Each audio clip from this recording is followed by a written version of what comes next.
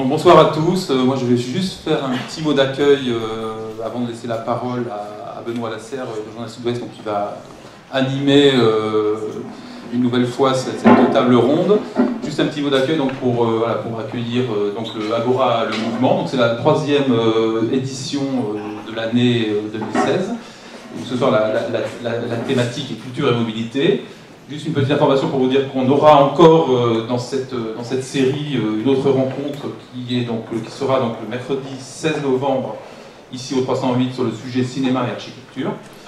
Et avant de laisser la parole à Benoît, donc je vous invite de venir ou de consulter ou de revenir si vous le souhaitez, visiter cette superbe exposition qu'on a en ce moment sur l'architecture contemporaine en terre, qui est assez surprenante. Et également une conférence qui aura lieu sur ce thème-là, avec Boris Boucher, sur les nouvelles richesses, qui aura lieu le 29 septembre, ici au 308, pour parler du sujet de la construction en terre. Voilà. Donc Benoît, je te laisse la parole. Merci, bonne soirée. Merci à toi, merci. Et bonne soirée, merci à tous d'être présents ce soir donc, au 308 pour cette nouvelle conférence d'Agora le mouvement, intitulée Culture et mobilité. Mais on va parler d'autre chose que de culture et mobilité. On se laissera aussi emporter au gré des interventions de nos trois invités, et puis évidemment après des questions que vous pourrez poser dans la salle, comme c'est le cas pour chaque conférence. Donc d'abord, je vais vous présenter les invités du Canapé Rouge, le célèbre Canapé Rouge du 308. Donc Claire Andriès, qui est la toute nouvelle, on peut le dire, la directrice des affaires culturelles de Bordeaux. Après un assez court passage à Cannes où vous occupiez le même poste, et puis surtout avant ce qui nous intéresse beaucoup, pour la Marseille, capitale européenne de la culture, au centre Alfred Tegler, donc urbaniste paysagiste. Vous êtes installé à Strasbourg et à Lyon. Je ne donnerai pas tous les projets que vous avez réalisés, parce qu'on en aurait pour une heure. Enfin, on va dire que vous avez beaucoup travaillé, notamment dans votre ville, en Suisse, pour des projets de tramway, également à Toulouse et Nantes. Vous avez également travaillé à New York aussi, pour le tramway sur la 42e rue. Vous avez fait des projets à l'international, au Gabon. Et puis, comme je suis à moitié auvergnat, j'ai gardé pour la fin les abords du stade Gabriel Montpied à Clermont-Ferrand. Vous êtes également l'auteur, c'est pas votre projet le plus célèbre, mais enfin bon, quand même. Voilà. C'est pas le plus mauvais, absolument. Et puis donc, Michel Larucharlu, la déléguée générale d'Agora, évidemment, que vous connaissez tous, qui d'habitude est assise au premier rang, mais qui cette fois, comme un metteur en scène, a décidé de passer de l'autre côté de la caméra, et donc avec qui nous parlerons aussi de tous ces sujets. On va commencer avec vous, donc Claire Andriès, dans une interview, quand vous êtes arrivé à une primature, le journal des étudiants de l'IJBA, vous avez déclaré que finalement Bordeaux n'avait pas eu besoin d'être élue capitale européenne de la culture, parce que c'était déjà une capitale européenne. C'était quoi? C'était pour vous excuser d'avoir fait gagner Marseille ou... Alors, d'abord, j'ai pas fait gagner Marseille, parce que je suis arrivée juste après que Marseille a obtenu le titre. C'était un petit peu une réaction aussi, parce qu'au moment de mon recrutement, la question a été posée par Alain Juppé lui-même, mais c'est aussi une véritable conviction, c'est-à-dire qu'effectivement, Marseille et Bordeaux étaient les deux dernières villes en lice pour le label de capitale européenne de la culture. Le jury a jugé que Marseille gagnait sur 2 points essentiels. Le premier, c'est que Marseille avait plus besoin que Bordeaux d'être capitale européenne de la culture, et ça c'est quand même un point tout à fait essentiel qui nous a animés dans la conduite ensuite du projet. Et le deuxième point, c'est que la capitale européenne à Marseille, qui était d'ailleurs une capitale territorialisée, on en parlera certainement dans un instant, avait une forte dimension méditerranéenne.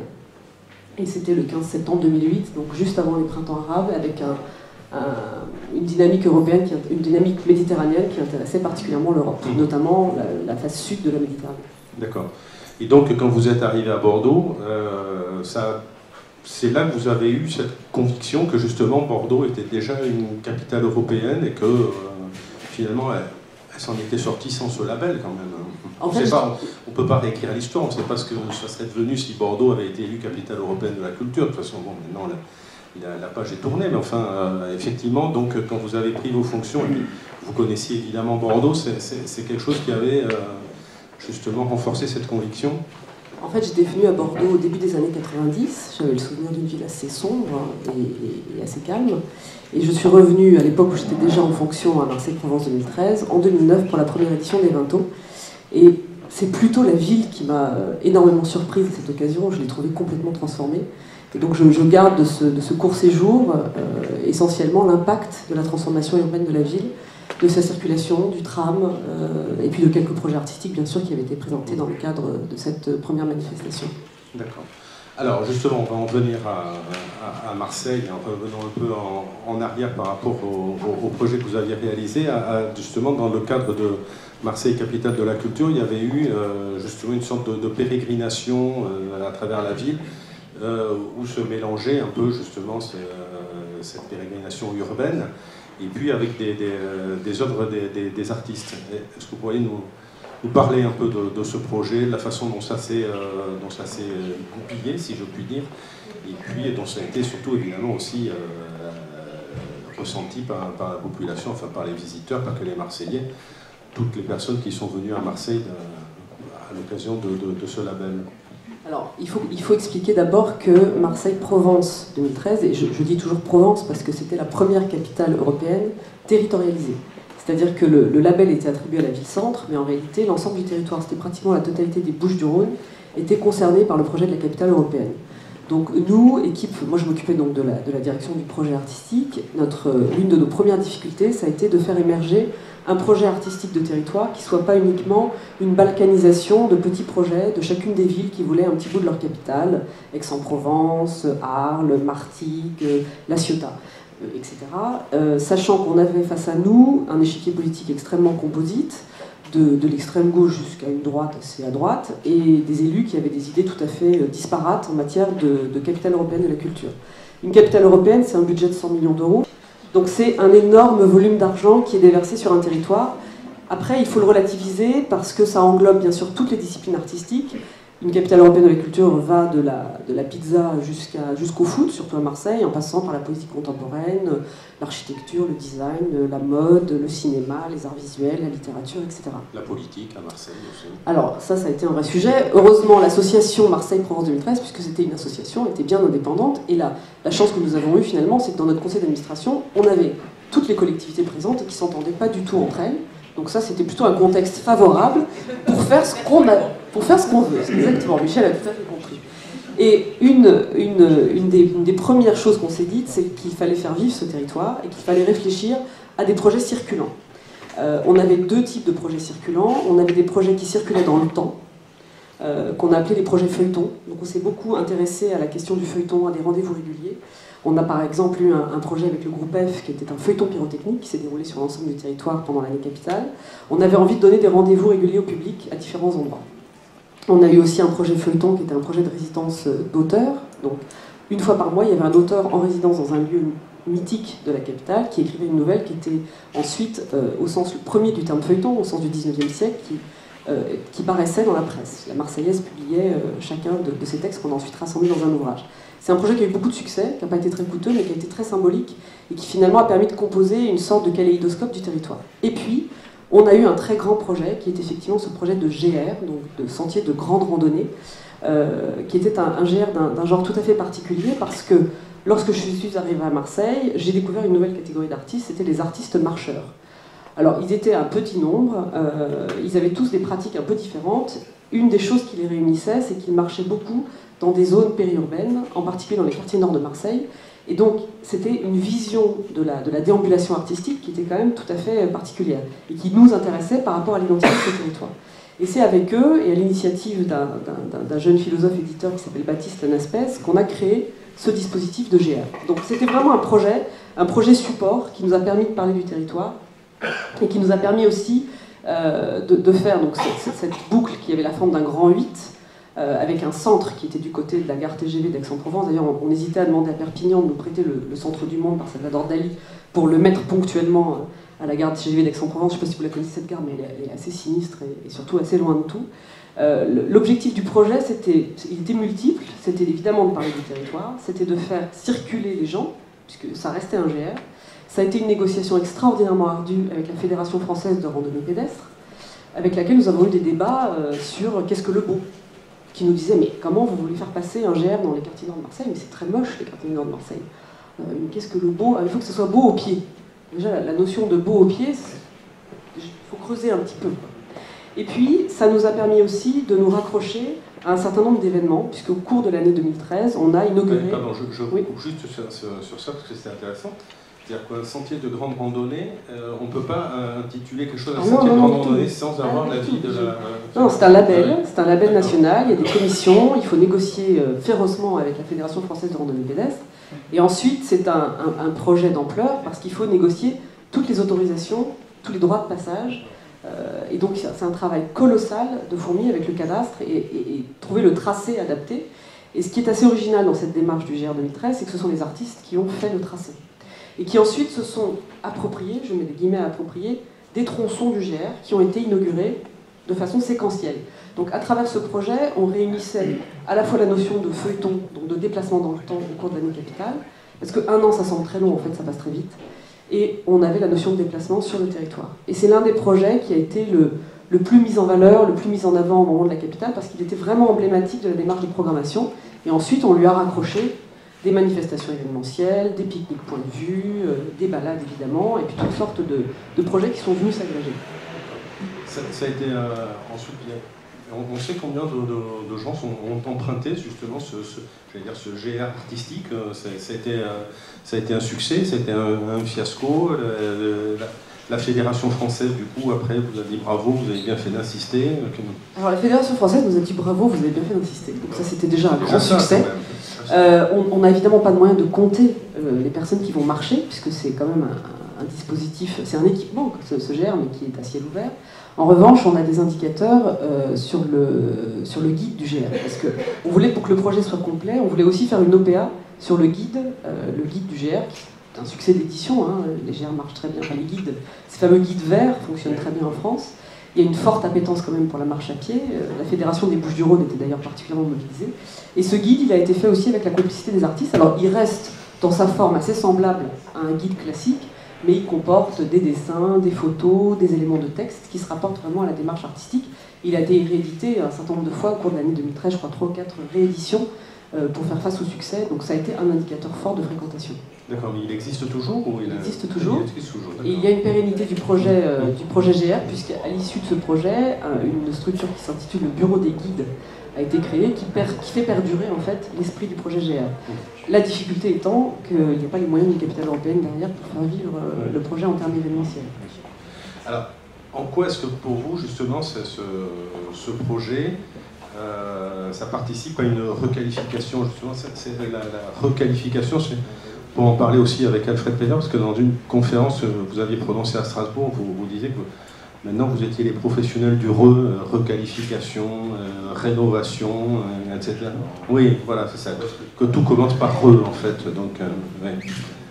Donc, pour vous, en quoi ça a participé justement Alors, je ne sais pas si vous connaissez Marseille, mais oui, c'est une ville assez éclatée dans sa Et justement, à l'époque, je veux dire, il y avait déjà eu la rénovation urbaine, il y a le tramway, le vieux port était déjà réaménagé, ça s'est fait dans le cadre de... Il y avait eu bien sûr des travaux, le vieux port a été terminé quelques jours avant l'inauguration. Il y avait encore des barrières Vauban que les pompiers ne voulaient pas enlever parce qu'ils pensaient que le public allait tomber dans l'eau. Et ils nous avaient demandé, enfin on a eu une discussion assez intense avec les services de sécurité qui voulaient annuler la fête d'ouverture. C'était un week-end d'ouverture qui était là aussi séquencé. On a quand même accueilli 450 000 personnes sur le Vieux-Port. On a dû négocier âprement jusqu'au bout avec les pompiers pour leur dire que des barrières Vauban, ça n'irait pas. C'était pas terrible. Donc, bien sûr que la capitale a été l'occasion de réactiver un certain nombre de projets. Le MUSEM en est la preuve la plus emblématique. Mais véritablement, je pense que le projet du GR a amené une circulation des publics dans des zones de Marseille qui n'étaient pas fréquentées de la même manière jusqu'alors. Et puis ça a créé un lien physique, un lien géographique, un lien symbolique entre l'ensemble des espaces du territoire. Puisque comme je le disais tout à l'heure, c'était Marseille-Ville-Centre, mais il y avait aussi toute la question de ce périmètre qui est extrêmement passionnant et extrêmement contrasté, puisque vous avez au milieu la Camargue, des zones naturelles, vous avez des zones ultra-urbaines, ultra-industrielles comme Martigues, vous avez des bouts de sentiers de grande randonnée qui se promenaient autour du massif de l'Étoile, vous avez la ville elle-même qui est complètement chaotique. dans son architecture et dans son urbanisme. Et donc on avait envie vraiment de parler de tous ces contrastes. Et je pense que le projet a permis ça. Mais est-ce que, évidemment, c'est un vaste sujet et on ne peut pas demander aux artistes ou aux professionnels de la culture de tout changer, mais est-ce que vous avez l'impression que ce projet de Marseille, capitale européenne de la culture, ça a quand même changé aussi beaucoup de choses dans Marseille? Vous parliez des quartiers nord, les quartiers nord, ça n'a pas changé, quoi. Je veux dire, Marseille, ça reste toujours une ville qui est quand même assez, vous le disiez, assez éclatée, notamment sociologiquement, sur ce plan. D'accord, ça a fait connaître Marseille, ça a fait venir beaucoup de gens, ça a valu le Mucem, qui est effectivement une œuvre magnifique, mais voilà, après, qu'est-ce que ça a apporté? Comme vous le disiez, justement, la culture n'a pas pour but de réparer tout ce qui ne fonctionne pas sur un territoire. Je pense que ce que ça a essentiellement changé, c'est que ça a complètement transformé l'image de Marseille. On a beaucoup travaillé avec les services de l'Office de tourisme, entre autres, sur justement la venue de visiteurs à Marseille. Je pense que l'image de la ville a été complètement changée. Il y a vraiment un avant et un après Marseille France 2013. Parmi les critères d'obtention du label, qui sont souhaités par la Commission européenne, il y a la question de la durabilité des projets. C'est-à-dire que ce n'est pas juste un événement, un super événement d'un an, il y a un certain nombre de projets qui doivent perdurer. Alors il y a des projets évidemment architecturaux, puisque outre le Mucem, la capitale européenne a aussi l'occasion de faire la rénovation complète de la friche de la Belle de Mai, de créer des nouveaux espaces d'exposition, de rénover un certain nombre de sites, d'ailleurs pas seulement à Marseille, mais sur l'ensemble du territoire. Ça a été aussi l'occasion de créer de nouvelles manifestations. Je pense en particulier à la Biennale des Arts Numériques qu'on a créée, qui a lieu sur le territoire d'Aix-en-Provence. Donc voilà, il y a une liste de projets durables. Et tout ça compose finalement une image globale qui est complètement différente de l'image précédente. Mais on ne peut pas supposer qu'une capitale européenne... Une capitale européenne, c'est un accélérateur. C'est ce qui s'est passé à Lille en 2004. Lille, après Lille 2004, est devenue une destination branchée, culturelle, qu'on replaçait sur une cartographie entre Londres, Bruxelles et Paris. Moi je connais bien Lille, c'était pas comme ça avant la capitale. Et donc là il y a eu un effet, Marseille-Provence 2013, de ce point de vue-là, par rapport à l'image et à l'attractivité de la ville. Mais ça ne résout pas, attention, évidemment, l'ensemble des problèmes sociaux, urbanistiques, géographiques de la ville elle-même. Qu'est-ce qui a le plus fait pour Marseille selon vous? C'est capitale européenne de la culture ou plus belle de la ville? C'est l'OM, bien sûr, c'est l'OM. Indéniablement. Oui, enfin l'OM en ce moment... ils sont pas très en forme. C'est pas terrible, hein, ça fait parler plutôt en mal, mais... bon, d'accord. Alors, bon, donc tout ça c'est très bien ce qui s'est passé à Marseille, mais maintenant vous êtes à Bordeaux, hein, vous êtes directrice des affaires culturelles à Bordeaux. Donc, est-ce que, sans évidemment faire du copier-coller, hein, parce que les deux villes n'ont rien à voir, etc., mais est-ce que, justement, quelque chose comme ça, cette espèce de parcours urbain, urbanico-artistique, si je peux inventer l'expression et la mettre entre guillemets, est-ce que c'est quelque chose qui pourrait se faire à Bordeaux, ça? Qu'est-ce que vous avez comme idée, justement, puisée à Marseille, que vous pourriez, j'allais dire, téléporter à Bordeaux? Alors d'abord, effectivement, un projet artistique est difficilement téléportable d'un territoire à l'autre, parce que la méthode de travail, y compris pour ici, c'est vraiment de prêter attention au territoire et de faire émerger quelque chose de fort sur un plan culturel. Je pense que le projet sur lequel on travaille avec Michel Larucharlu autour de la Biennale 2017 Agora et de l'arrivée de la LGV début juillet 2017, vous savez qu'il y a cet arc de programmation entre le 25 juin et le 25 octobre, qui agrège, dont le centre est Agora et qui agrège un certain nombre de manifestations importantes. Je pense que c'est une démarche très emblématique qui mobilise l'ensemble du territoire. Ça ne veut pas dire qu'on va dupliquer un sentier de grande randonnée à l'intérieur de cette manifestation. On va mettre en lumière un certain nombre de projets existants, de balades urbaines, de projets mobiles aussi. On a un certain nombre de projets artistiques qui sont déjà identifiés dans la catégorie des projets mobiles. Mais c'est une démarche qui est complètement différente. Je ne pense pas vraiment qu'on puisse... Et encore une fois, on n'a pas les moyens non plus d'une capitale européenne de la culture pour porter un projet de cette nature-là. Bien sûr. Par contre, la différence peut-être qu'il y a entre Bordeaux et Marseille, et justement, évidemment, Michel Larucharlu nous en parlera après, c'est que Bordeaux est peut-être plus au cœur d'une métropole où on peut travailler avec les autres communes. Bon, Marseille, c'est un peu plus compliqué. Marseille étouffe un peu tout ce qui est son environnement, quoi. Marseille entretient des liens un peu complexes avec ses collègues. Pour autant, il y a un certain nombre de villes avec lesquelles nous avons travaillé pour le projet de la capitale. Je pense à Arles en particulier. La force de la politique culturelle arlésienne n'est plus à démontrer avec l'installation et la montée en puissance du projet de la Fondation Nouma les rencontres internationales de la photo, le Festival des Suds, enfin voilà, c'est une ville qui a vraiment su trouver une identité culturelle extrêmement forte, bien distincte de celle de Marseille. Aix-en-Provence a aussi une politique culturelle extrêmement active, avec le Festival international d'art lyrique et d'autres grands équipements dans des domaines différents. Mais c'est vrai qu'on n'a pas, il n'y a pas à Marseille une métropole avec laquelle travailler à l'échelle d'un territoire. Donc c'est une différence majeure, et c'est ce qui nous permet aussi de réfléchir dans un temps record ce projet de saison culturelle paysage 2017, en agrégeant l'ensemble des forces du territoire. Si ça, n'était pas en place, on ne pourrait pas s'appuyer sur une politique culturelle structurée pour réaliser un tel projet dans un délai aussi bref. D'accord. Bon, peut-être la différence, en tout cas, la ressemblance en tout cas entre Bordeaux et Marseille, c'est que les deux équipes de foot vont pas très bien, mais comme ça, c'est un vrai sujet, je suis d'accord avec vous. Ça, vous n'êtes pas trop dépaysé. Mais justement aussi le paysage urbain de Bordeaux et de la métropole, vous, en tant que directrice des affaires culturelles, c'est quelque chose qui vous inspire justement. C'est quand vous vous baladez dans Bordeaux, dans la métropole, ça infuse justement pour votre future action de directrice des affaires culturelles? Mais tout infuse, surtout que je ne conduis pas, donc je fais tout à pied. Non, on a évidemment un paysage, en tout cas à Bordeaux, une dimension patrimoniale sur laquelle on ne va pas revenir, mais qui est une sorte de musée à ciel ouvert, et pourtant il faut éviter à tout prix de s'enfermer dans cette image-là, bien qu'elle soit essentielle.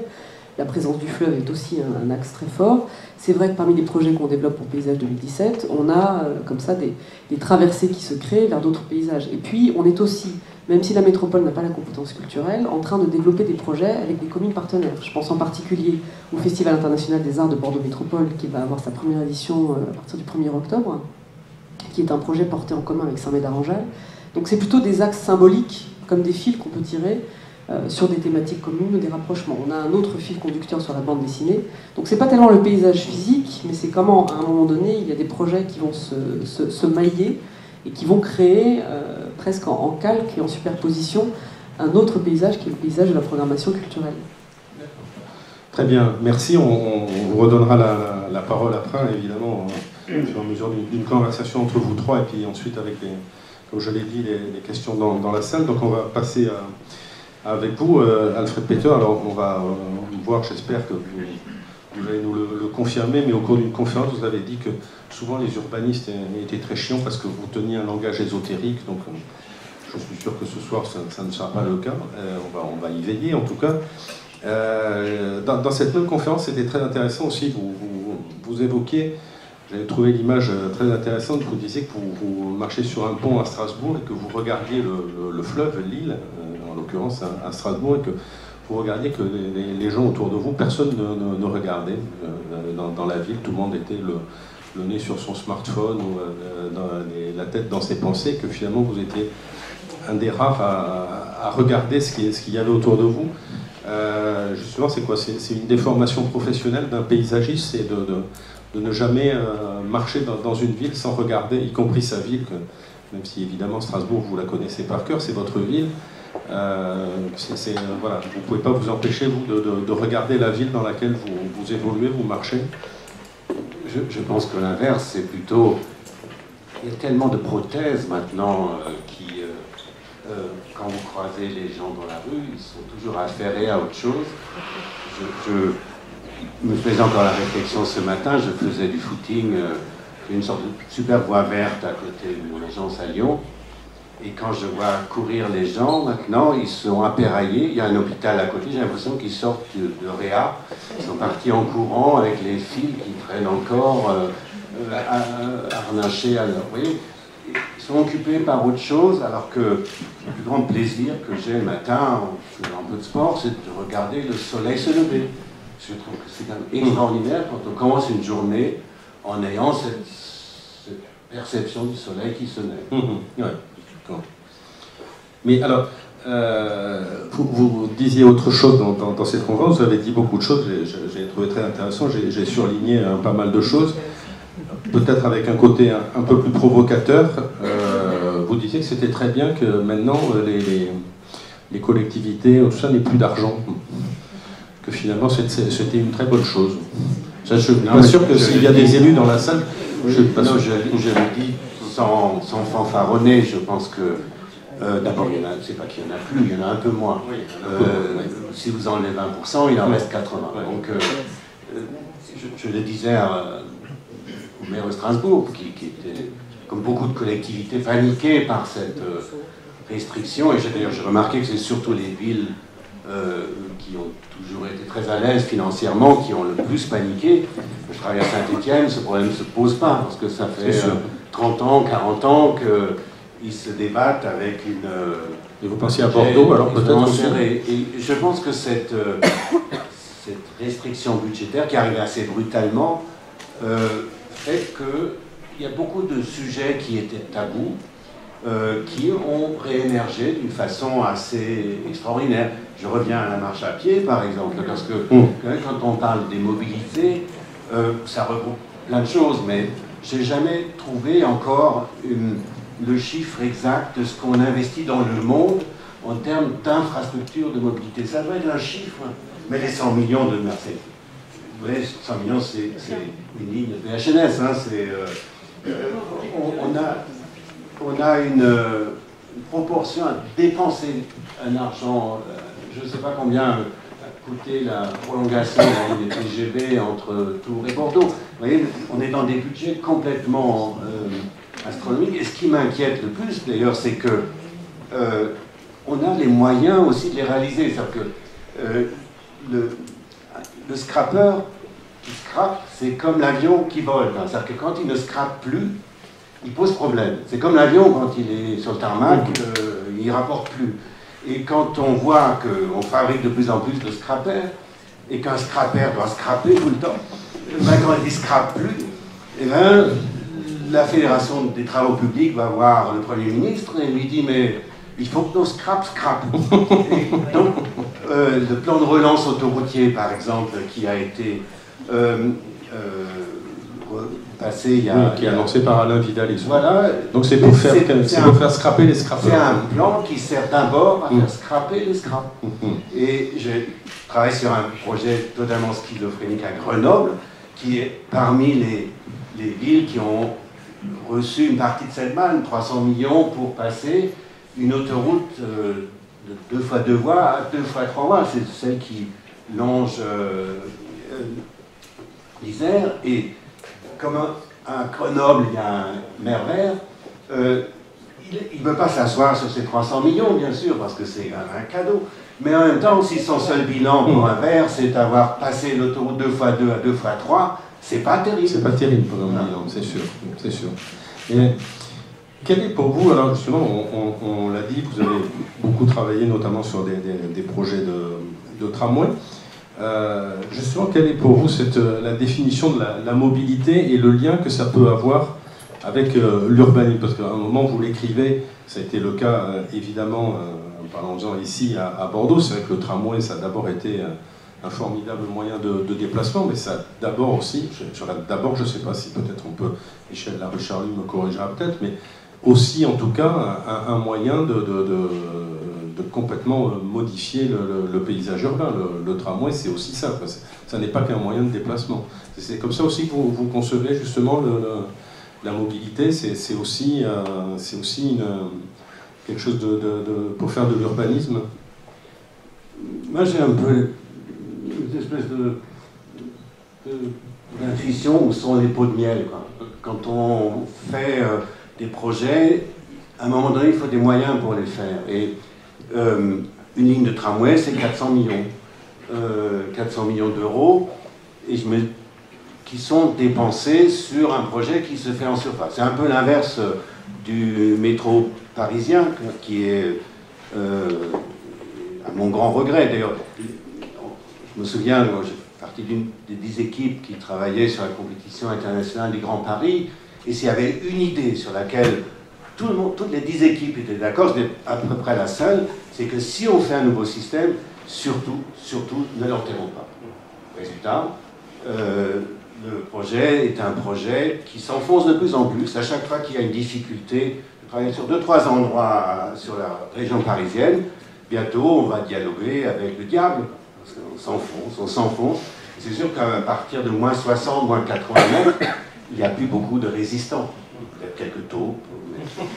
Mais c'est la grande force, ce que j'avais détecté avec le tramway, c'est qu'on est en surface. Et donc, quelque part, il faut que le fait même d'installer un système comme ça prend de la place, ça prend au minimum 6 mètres, parfois beaucoup plus, et que c'était peut-être l'occasion. Les histoires de tramways sont arrivées à une période dans l'urbanisme où on commençait à redonner une certaine importance à l'espace public, et que, voilà, j'ai cette intuition. Alors, au début, c'était très balbutiant, et j'ai un peu la chance d'avoir fait tout le tramway de Strasbourg depuis les premiers mètres jusqu'à aujourd'hui, jusqu'à quand, je ne sais pas, d'ailleurs ça continue toujours. Et donc je vois que entre les premiers mètres qu'on a fait il y a 25 ans et aujourd'hui, on voit toute l'histoire de ce qui s'est agrégé autour de ce projet de transport, y compris d'ailleurs sur les domaines culturels. C'est un projet dans lequel pas à pas, comme ça, on est passé de la mobilité dans la ville à la ville des mobilités. Et c'est cette histoire-là que je trouve extraordinaire, qu'on ne pourra peut-être pas reproduire, notamment parce qu'on est dans une période où budgétairement on a moins de moyens, mais on peut, et c'est là où je trouve que la question de la marche à pied est particulièrement intéressante, c'est qu'on peut revenir, ce que mon ami Jean-Marc Hoffner appelle la marche à pied, c'est l'une souche de la mobilité, c'est la première façon. Oui, mais ça c'est son dada, Hoffner, la marche à pied. Oui, mais je trouve que c'est important, et là je reviens à votre question de départ, qui est de dire, mais si la marche à pied ce n'est qu'un moyen de déplacement, et qu'on a des lunettes connectées, on a des appareils, des oreillettes, et évidemment, qu'est-ce qui reste de la marche à pied? Rien. On passe dans un univers dans lequel on fait que passer. Et je trouve que dans des villes qui ont la taille de Bordeaux, c'est particulièrement pertinent. En plus, quand on a un fleuve, on voit bien, il a juste fallu faire un peu le ménage sur les quais, et d'un seul coup, il y a des milliers de personnes qui viennent sans autre nécessité d'activation revenir, ce qui n'aurait jamais dû disparaître. Et alors, quel lien, vous, justement aussi, puisque c'est un peu le thème de la conférence de ce soir, vous faites justement entre la mobilité et la culture, indépendamment du fait que, notamment ici à Bordeaux, par le tramway, il y a des œuvres culturelles qui ont été installées grâce au tramway, mais enfin bon, ça c'est j'allais dire, peut-être pas le fait majeur, mais quel lien vous faites entre la culture et la mobilité, vous? Mais cette histoire des œuvres d'art associées au tramway n'est pas une obligation, c'est quelque chose. Parfois, des personnes ont pensé que c'est comme les 1% Non, il n'y a aucun texte de loi, il n'y a aucune obligation. On avait lancé cette idée à Strasbourg parce qu'il y avait un adjoint à la culture qui était très motivé par essayer de trouver des passerelles entre le monde artistique et le monde des transports. Et ce qui est intéressant, c'est pas de poser des objets artistiques le long d'une ligne, mais c'est de voir comment la pensée moderne des artistes et la pensée moderne des déplacements, dans un monde où tout bouge, peuvent se croiser. J'ai visité à Marseille la semaine dernière avec le chef de projet de la L2, qui va bientôt ouvrir quand même, cette fameuse autoroute qui a quand même 20 ans à se faire, mais là elle va vraiment sortir. Et je pense que c'est une sorte de prolongation très naturelle de Marseille 2013, parce que c'était un espèce de grand musée à ciel ouvert avec cette culture du graphe qui est très présente dans les quartiers périphériques marseillais.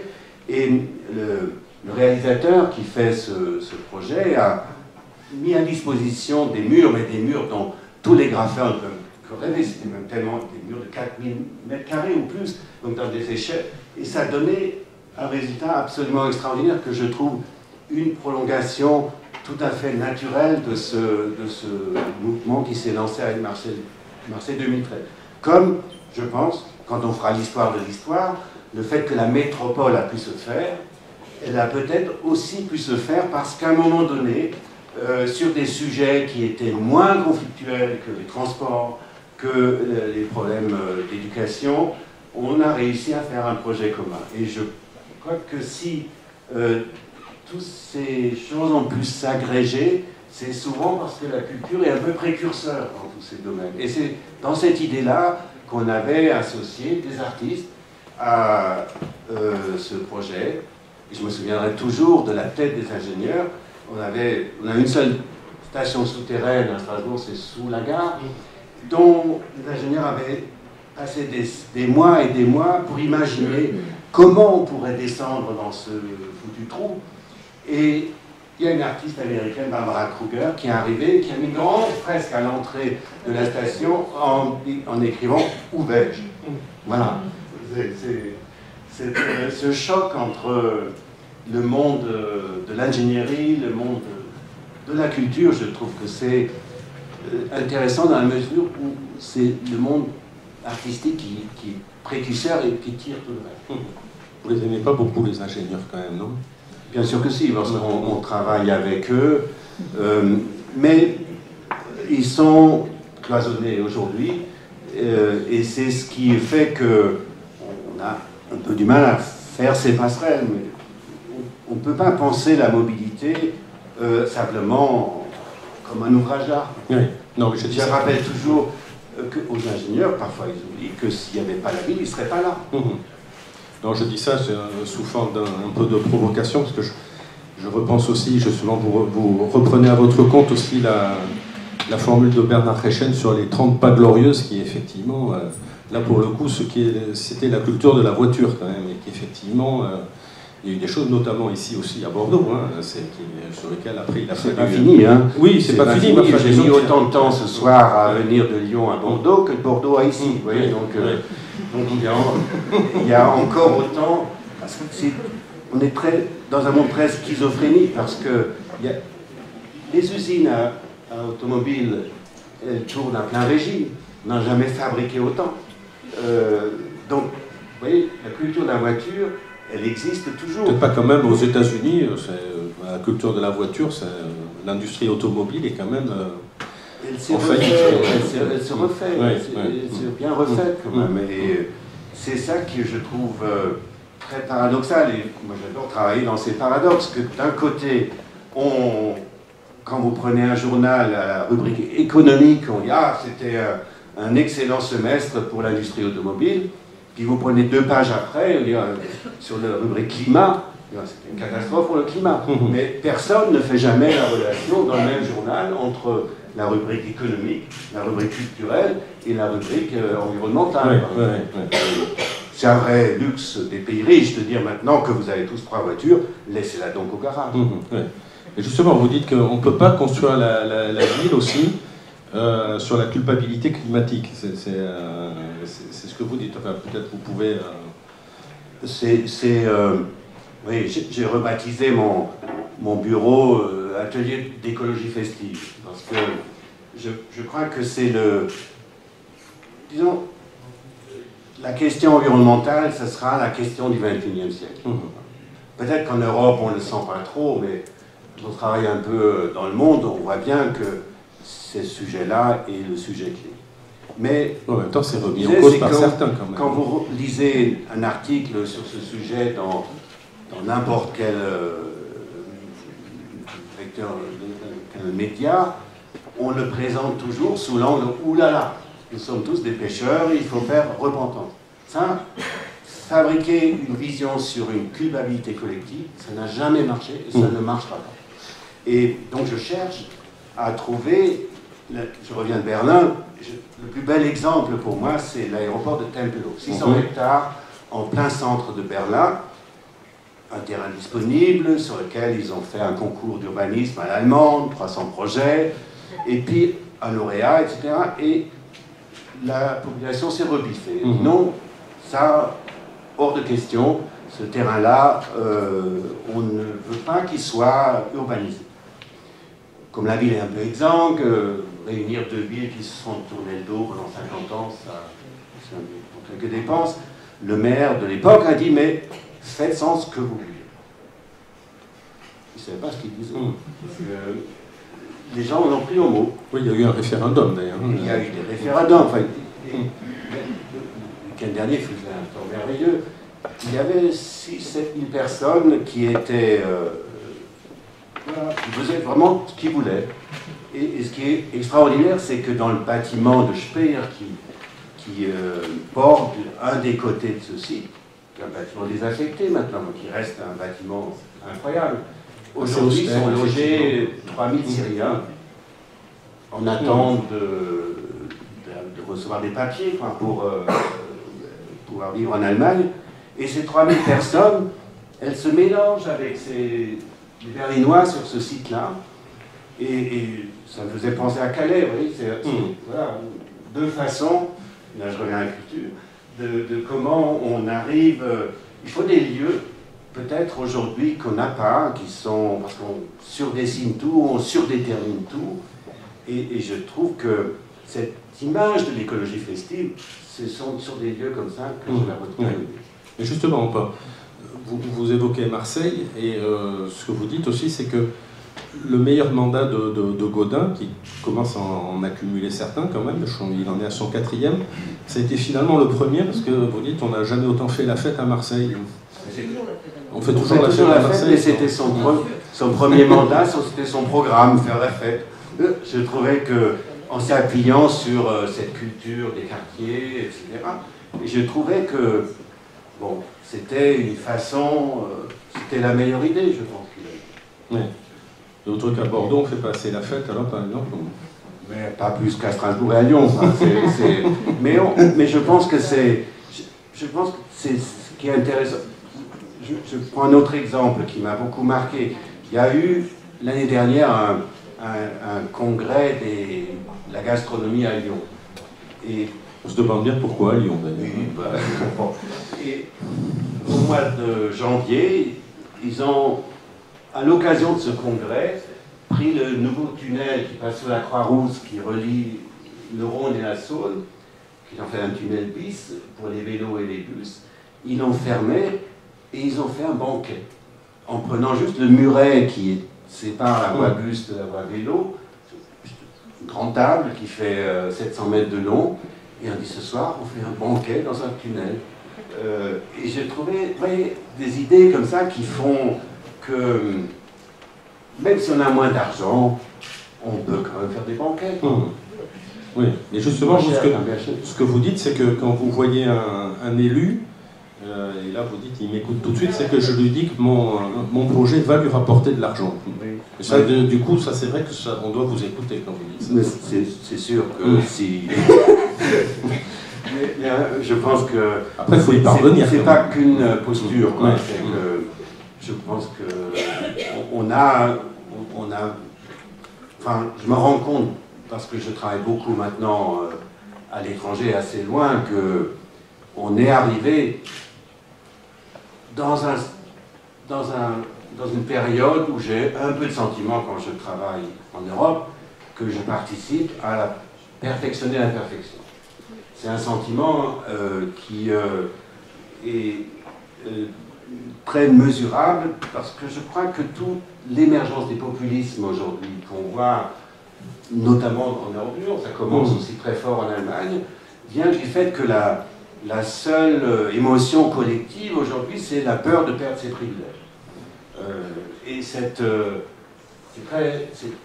un moment très important. C'est-à-dire qu'on a 3 blocs dans le monde. Vous avez, nous, l'Europe, qui est regardée dans le monde entier comme le modèle, le paradis. Vous avez l'énorme bloc des pays émergents, 2 tiers de l'humanité, à des degrés divers, pensent que leur objectif, c'est d'arriver au niveau où nous sommes nous. Puis après, vous avez Haïti, Madagascar, je crois que rien n'est possible. Mais pour nous, travailler dans les pays émergents est relativement simple, puisque finalement, on peut leur aider, avec leur propre culture, à arriver à avancer dans un modèle connu. Pour nous, c'est beaucoup plus difficile, parce que ce qu'il faut inventer, c'est le modèle de demain, sinon je suis persuadé que ça va mal finir. Mais justement, par rapport à cette montée des populismes, vous pensez que vous, en tant que professionnel, justement, dans les projets que vous menez, que vous créez, vous avez le souhait ou l'ambition, peut-être la vanité de penser que les projets que vous menez, ça peut combattre ces peurs de l'autre? Il faut rester... il faut rester... je crois que déjà on est conscient et de le dire, et je pense que déjà une étape très, très importante.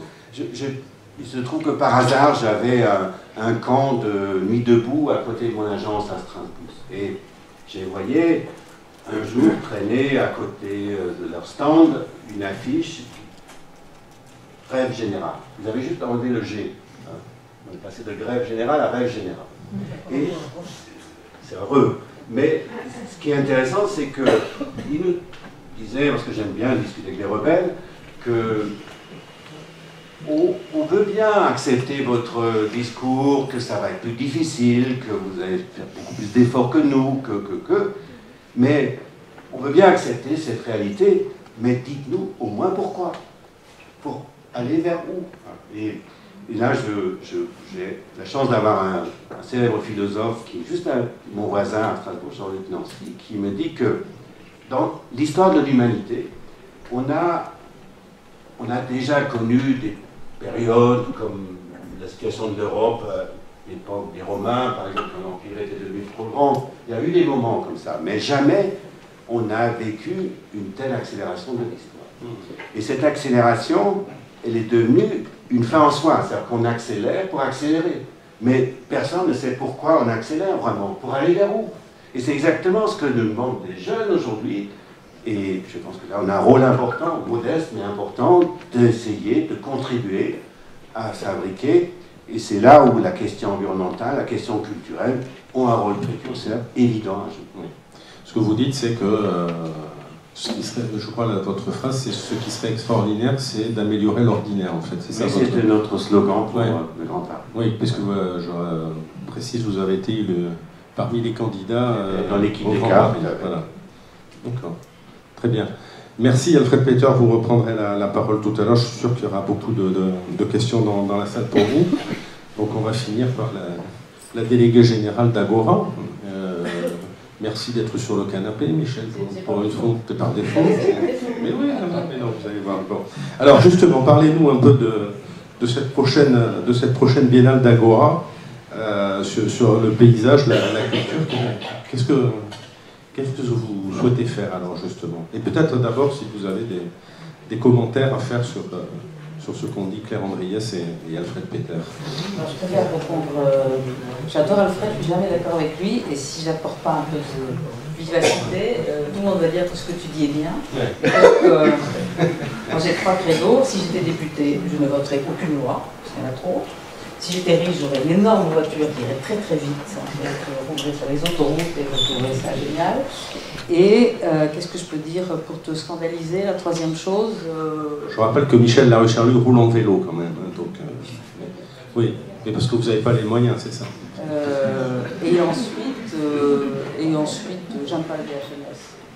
Là, normalement, ça devrait déclencher. Et j'adore le métro. Et je pense que dans les grandes villes, le métro est le meilleur moyen de se déplacer, parce que ça déplace beaucoup de gens rapidement, alors qu'un tram, je défends le tram, ça roule à 17 km/h. Mais tu le sais.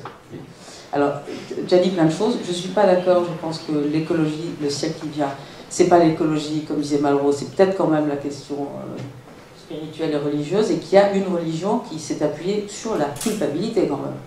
On en est tous des victimes, quand même, de temps en temps dans nos vies. Donc la culpabilité, c'est un truc depuis 2000 ans qu'on a très bien... On traîne un peu, oui. On traîne un petit peu quand même. Alors, donc...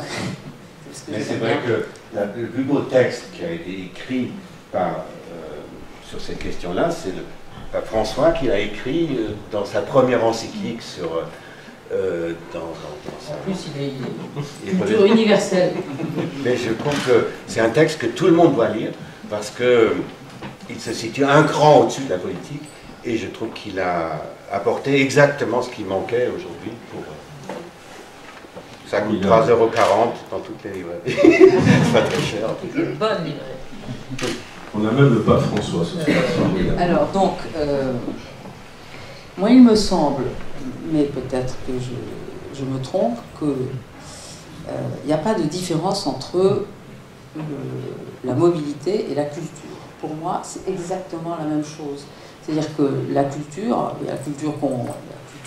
avec laquelle on est, je veux dire, qui nous est imposé. Mais après, très vite, nos déplacements, qu'ils soient intellectuels ou qu'ils soient dans l'espace, hein, c'était le service militaire obligatoire il y a 50 ans, c'est les lettres persanes, on va trouver plein d'exemples.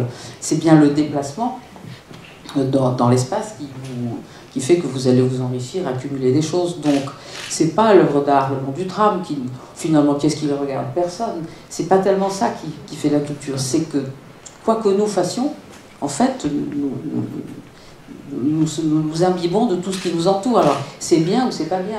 C'est plus agréable d'être à Bordeaux que d'être dans une banlieue totalement déshéritée. Mais de toute façon, on fabrique toujours des choses. Et la rocade, je remplace Jean-Marc Hoffner, sauf que je ne suis pas du tout sûre que Jean-Marc Hoffner aurait dit les mêmes choses que moi. Mais l'agence a fait écrire un petit livre que je vous conseille tous dans les bonnes librairies. J'ai oublié son titre, peut-être que quelqu'un le sait, sur la rocade.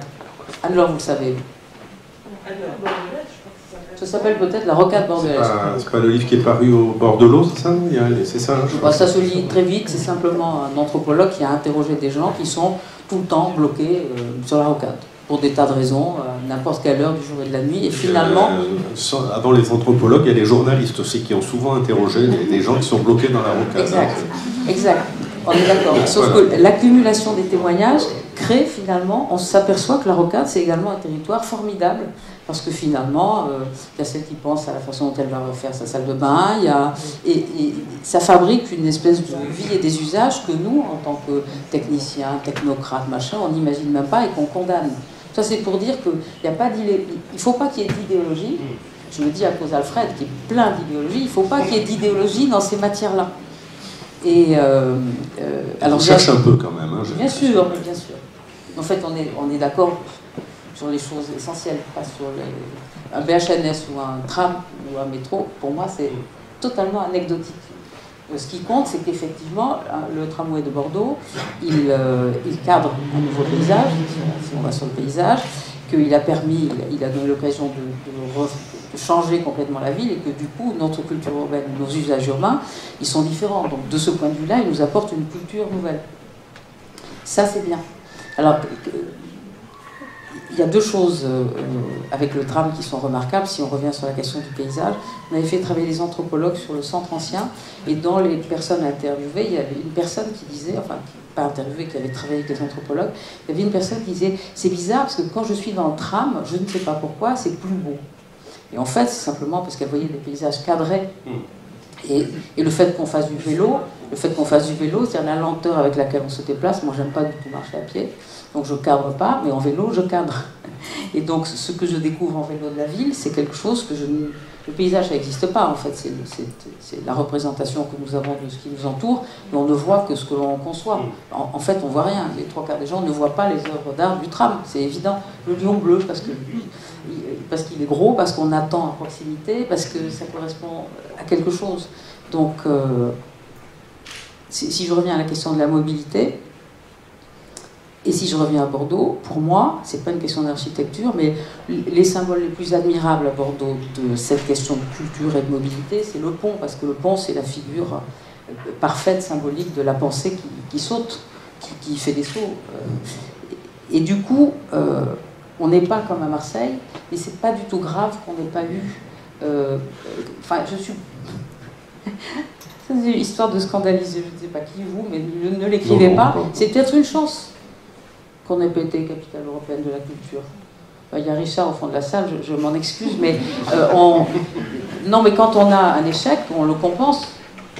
On le compense par autre chose. Donc on a recréé, sans doute on a recréé autre chose. Oui, mais ça néanmoins, le fait d'avoir organisé tout ce dossier formidable sur la capitale européenne de la culture, ça nous a obligés à nous interroger sur notre culture. Comme le fait d'être à l'UNESCO, c'est pas... En soi, ça n'a aucun intérêt d'avoir le label UNESCO. Ce qui est intéressant, c'est pas nos querelles avec l'UNESCO, c'est qu'on est obligé de se dire, mais au fond, est-ce que le patrimoine, c'est pas autre chose que les vieilles PM de Bordeaux? En fait, il faut se servir de tout ce qui nous arrive, et c'est comme ça que... Et c'est ça la culture. Et pour moi, la mobilité, c'est d'abord... elle est davantage liée à la culture qu'à l'urbanisme, parce que l'urbanisme, il ne réglera jamais la question sociale, ça tu l'as très bien dit, et la culture non plus. Donc, de ce point de vue-là, on a à se sentir coupable de rien, on fait du mieux qu'on peut, mais c'est l'ensemble de tout ça. En fait, c'est nous. C'est nous qui sommes les responsables. C'est pas tellement les urbanistes qui sont responsables de rien. Les architectes, un peu plus. Pas que les urbanistes soient responsables de rien, quand même, vous les dédouanez un peu vite, quand même. Non, mais dans le cycle de l'histoire de l'urbanisme, enfin, c'est parfaitement cyclique. Donc ça y est, on réhabilite l'urbanisme sur dalle, qu'on jetait il y a 10 ans. Donc c'est quand même un éternel retour. Donc finalement, quelle est la vérité? Il n'y a pas de vérité. La vérité, c'est ce que vous allez faire, vous, dans votre capacité à voir que les choses sont relatives et à vous en servir. Mais est-ce qu'en urbanisme, il y a une vérité? Bien sûr, chaque génération, à commencer par moi, est persuadée que ça y est, on a trouvé le bon modèle, mais c'est vraisemblablement faux. C'est comme les ABF, ils pensent qu'il faut faire comme ça, mais 20 ans après, on dit tiens, c'est tel ABF qui a fait ça.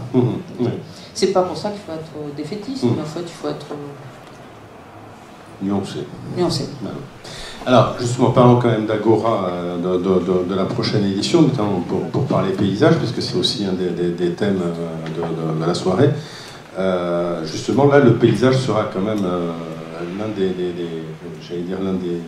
l'une des vedettes de cette Agora, notamment avec des paysages que vous-même, vous avez découverts dans la métropole, y compris les Bordelais, souvent d'ailleurs les Bordelais, et les habitants d'autres communes ne connaissent pas et qui sont des coins extraordinaires quand même. Alors, la première difficulté, c'est de se demander quelle peut être la bonne définition du paysage. Alors on est encore dans cette phase, c'est-à-dire qu'on procède par élimination. Le paysage, c'est pas les parcs et jardins, le paysage, c'est pas la nature, le paysage, c'est pas la campagne. Est-ce que le paysage va tuer la campagne? C'est quand même une interrogation qui n'est pas complètement idiote. Ce qui fait qu'il faut commencer à enlever les couches, comme lorsqu'on a traité le patrimoine à Agora, on a enlevé tout ce que n'était pas le patrimoine à Bordeaux pour arriver à la conclusion que le patrimoine, c'est la Garonne. Donc le paysage, on en est là. Alors bien sûr, on va être obligé de faire des choses. Donc on va aller partout, on va aller au nord, au sud, à l'ouest, on va prendre des bateaux, on va aller dans le marais, on va attraper des écrevisses, on va faire des tas de choses, mais aujourd'hui, on se dit simplement que si déjà on arrive à donner une idée de la multiplication des regards sur le paysage, c'est déjà très bien. Alors pour revenir sur l'histoire du GR et de la difficulté de faire le GR 2013, qui est bien, j'ai acheté le guide, vous pouvez l'acheter, il est très bien fait. Et si on essaie d'imaginer la même chose ici, enfin je pense que Alfred connaît bien la métropole aussi, il faut avoir l'autorisation des propriétaires, et pour ceux qui connaissent bien la JAL, c'est pas du tout un grand territoire public, c'est un territoire qui est composé de milliers de propriétaires qui n'ont absolument pas l'intention qu'on arrive chez eux. Qu'on débouche chez eux. Absolument. Oui. Donc un des sujets, mais qui n'est pas propre, mais peut-être qu'Alfred peut dire quelque chose qui n'est pas propre qu'à Bordeaux, on a la moitié du territoire non bâti. C'est pas un sujet de fierté, parce que c'est quasiment ça pour toutes les métropoles du monde, donc on n'est pas exceptionnel. Mais la difficulté, c'est de dire comment on fait de ce patrimoine naturel et de ce paysage, parce qu'en fait, je dis patrimoine naturel, mais c'est un paysage qui est parfaitement artificiel, surtout à Bordeaux. En fait, les Jalles, tout est drainé, on ne parle pas évidemment de la forêt des Landes. Comment on fait pour que ce paysage-là, il soit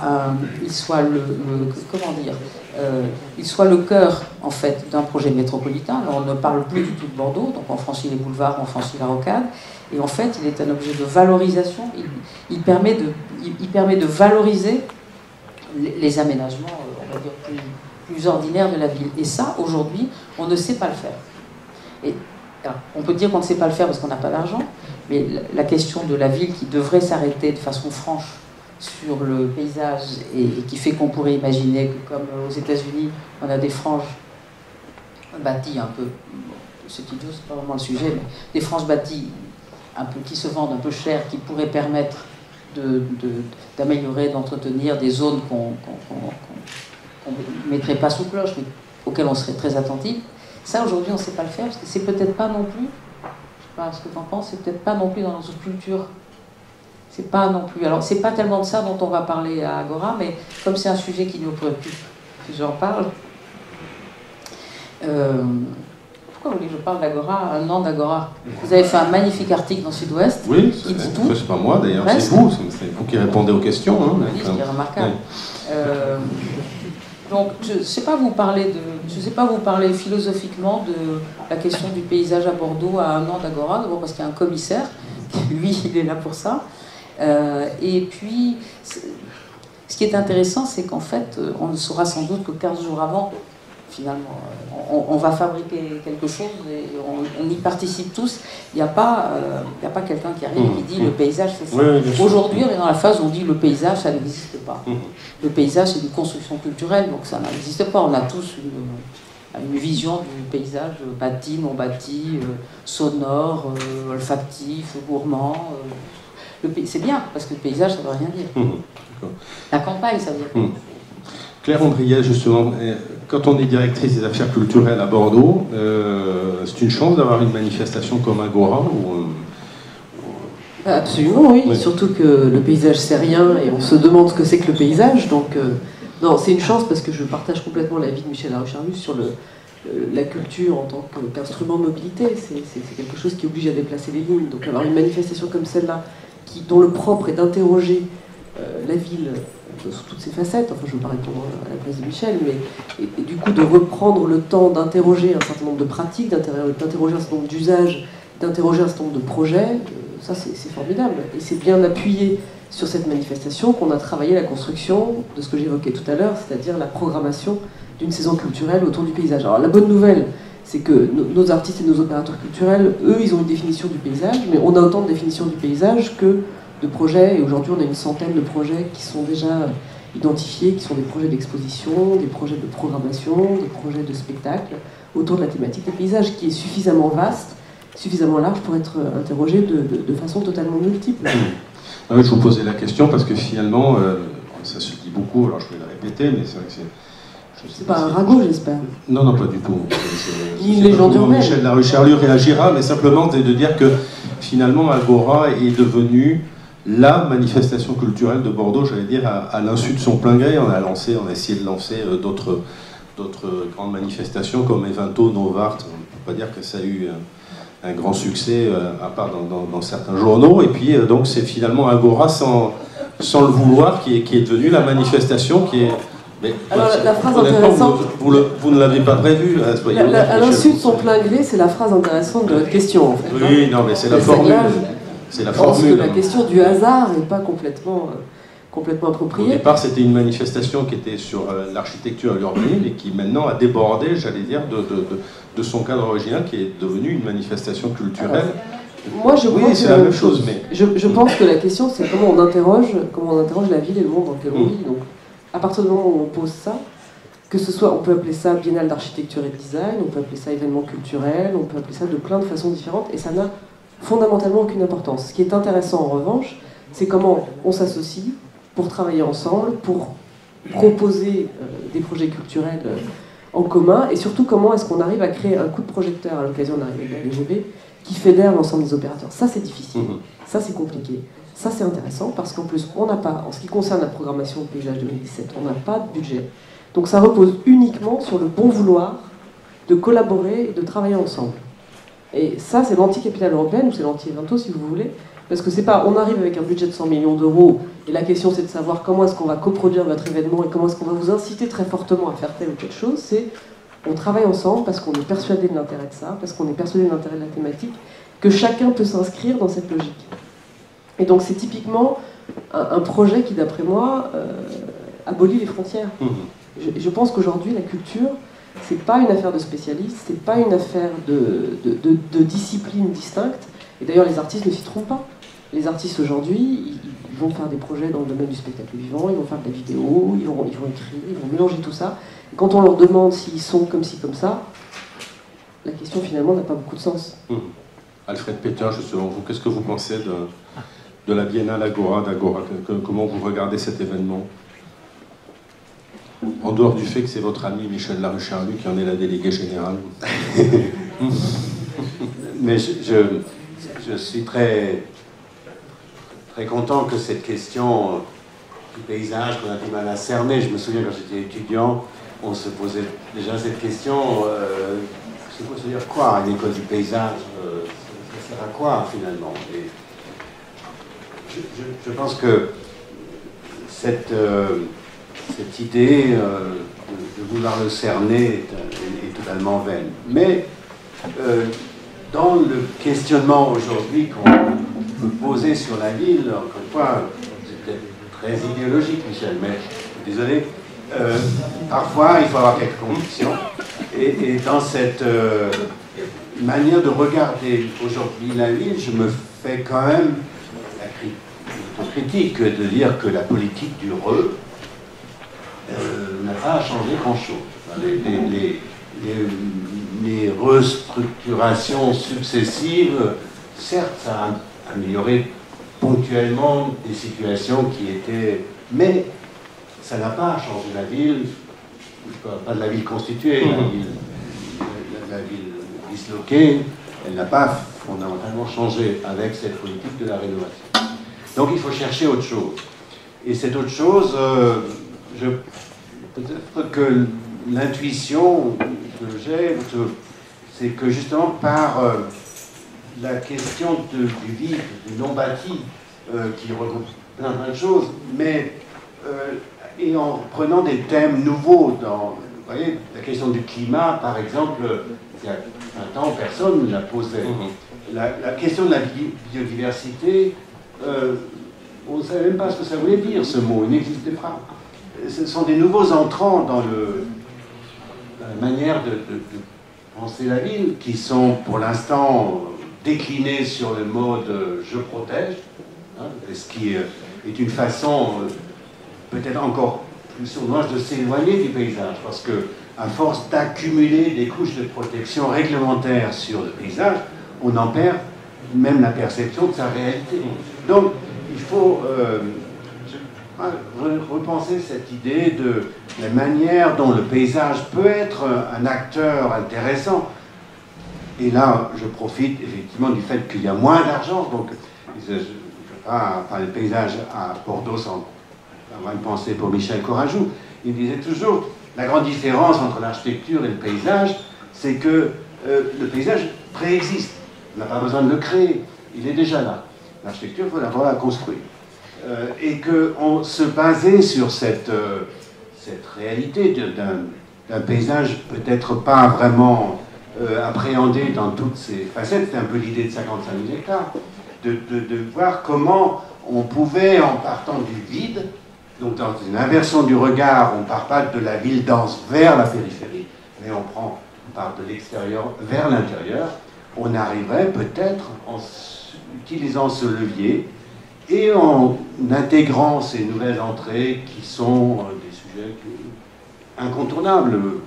Question du climat, vous la retrouvez à Bordeaux tout de suite par la question de l'eau, parce que l'eau est omniprésente, c'est pas que la Garonne, il y a de l'eau partout.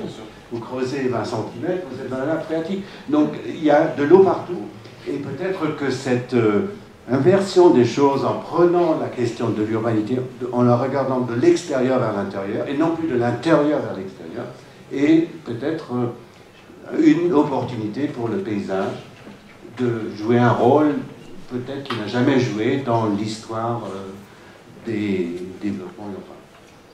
Très bien. Merci beaucoup. Je suis sûr qu'il y a plein de questions dans la salle. Il y a beaucoup de monde. Je n'avais pas fait attention que c'était arrivé au fur et à mesure. Alors, il y a...